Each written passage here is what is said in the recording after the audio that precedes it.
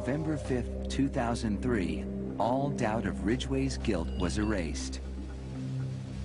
He pleaded guilty to the murders of 48 women. He'd made a deal to cooperate with the prosecution to provide more information on his victims and the whereabouts of their remains.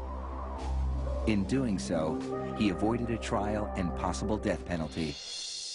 Mr. Ridgway, how do you plead to the charge of aggravated murder in the first degree as charged in count 1 for the death of Wendy Lee Caulfield?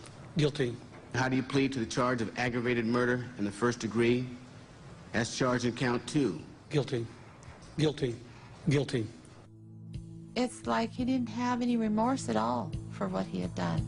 You know, he'd killed so many people, he didn't remember who they were, what they looked like.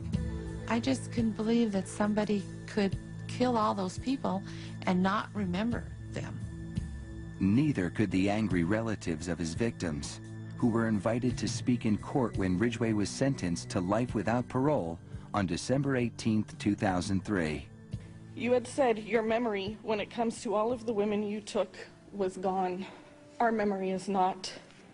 In your words, you said that they didn't mean anything to you, but she meant everything to us. She was a mother, she was a wife, she was a sister, and we miss her.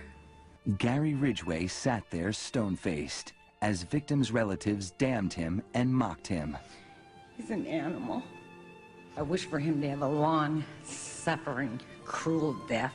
He's gonna go to hell, and that's where he belongs. But then the emotionless facade finally cracked when the father of one of his victims appeared to surprise him with a dose of human kindness. Mr. Ridgway, there are people here that hate you. I'm not one of them. You've made it difficult to live up to what I believe, and it is what God says to do, and that's to forgive. You are forgiven, sir.